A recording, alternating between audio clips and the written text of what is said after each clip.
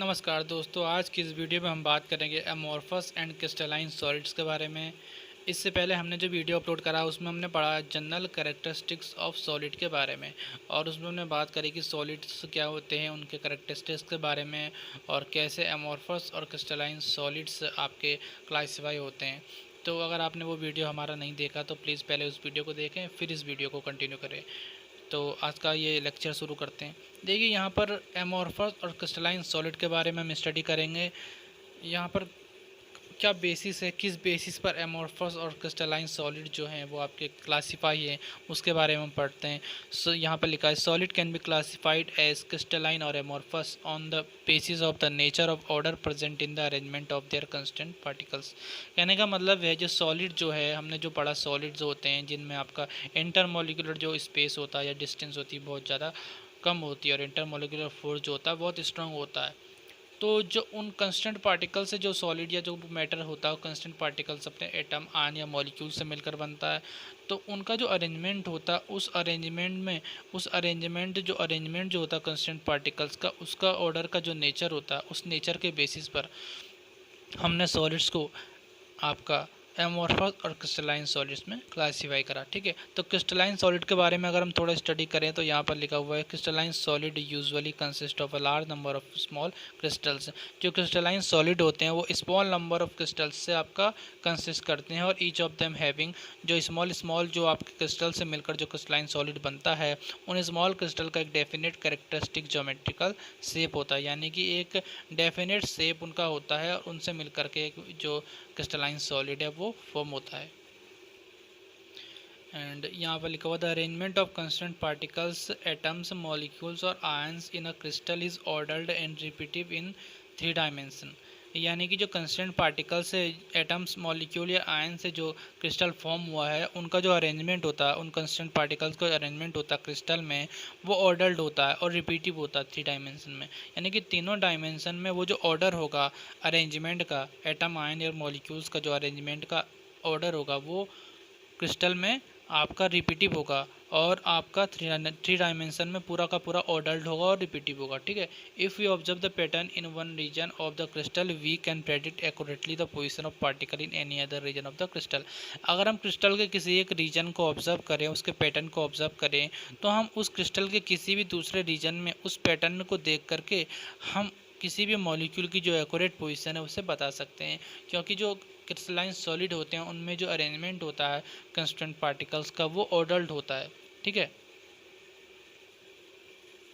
तो thus crystal has a long range order, which means that there is a regular pattern of arrangement of particles which repeat itself periodically over the entire crystal।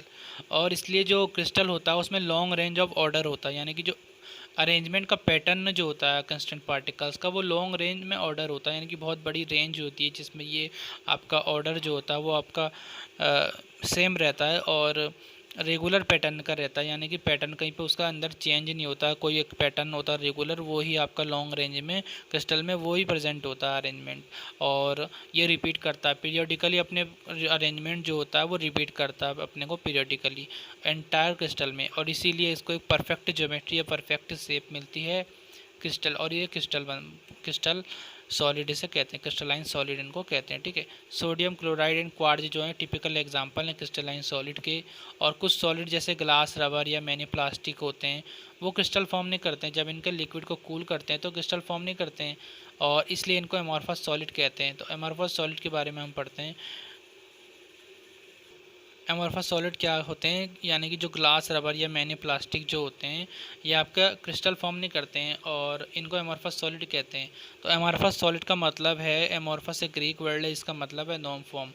Means जो arrangement जो होता है constant particles, atom, ions और molecules का amorphous solid में, वो आपका short range का होता है। यानी कि अगर कोई ऑर्डर्ड पैटर्न अगर इसमें होगा, कोई भी ऑर्डर्ड अगर पैटर्न इसमें होगा तो वो शॉर्ट रेंज का ही होगा। ठीक है, शॉर्ट रेंज का होगा, और in such ordered arrangement a regular and periodic repeating pattern is observed over a very short distance, and regular pattern are scattered and in between the arrangements is disordered. कहने का मतलब ये है कि जो एमॉर्फस सॉलिड होते हैं उसमें जो अरेंजमेंट होता है एटम, आयंस या मॉलिक्यूल्स का, वो शॉर्ट रेंज के लिए ही ऑर्डर्ड होता है, यानी कि जो जो अरेंजमेंट होता है वो जो सेम ऑर्डर का जो होता है वो शॉर्ट रेंज में ही हमें दिखता है। जैसे जैसे हम पूरा अगर हम इस एमोर्फस सॉलिड के स्ट्रक्चर को अगर देखेंगे तो इसमें लॉन्ग रेंज में अगर हम देखेंगे तो यहाँ जो पैटर्न जो होगा वो स्कैटर होने लग जाएगा, यानी कि ख़राब होने लग जाएगा, डिसऑर्डर्ड होने लग जाएगा, अरेंजमेंट चेंज होने लग जाएगा। और इस चेंज के कारण जो परफेक्ट ज्योमेट्री इसको नहीं मिल पाएगी। अगर हम पीरियोडिक रिपीटिंग अरेंजमेंट की अगर बात करें या रिपीटेशन जो होता है पैटर्न का, वो एक स्मॉल रेंज में होगा। उसके बाद क्या होने लग जाएगा, ये अरेंजमेंट डिसऑर्डर्ड होने लग जाएगा, ख़राब होने लग जाएगा, इसका स्कैटरिंग होने लग जाएगी और एक परफेक्ट ज्योमेट्री इस सॉलिड को नहीं मिल पाएगी। और परफेक्ट ज्योमेट्री न मिलने के कारण इसे हम सॉलिड नहीं, इसको हम कहेंगे एमोर्फस सॉलिड से कहते हैं। क्योंकि क्रिस्टलाइन सॉलिड जो होते हैं उनको हम ट्रू सॉलिड कहते हैं, क्योंकि उनमें एक रेगुलर ज्योमेट्री होती है, रेगुलर शेप होता है। लेकिन इसमें क्योंकि एमोर्फस सॉलिड में रेगुलर ज्योमेट्री नहीं होती, इसमें इरेगुलर ज्योमेट्री फॉर्म हो जाती है, क्योंकि इसमें जो पैटर्न होता है वो शॉर्ट रेंज में ही आपका ऑर्डर्ड होता है, लॉन्ग रेंज में वो ऑर्डर्ड नहीं होता, डिसऑर्डर्ड हो जाता है, जिसके कारण उसे हम एमोर्फस सॉलिड कहते हैं और इरेगुलर ज्योमेट्री इसकी फॉर्म होती है।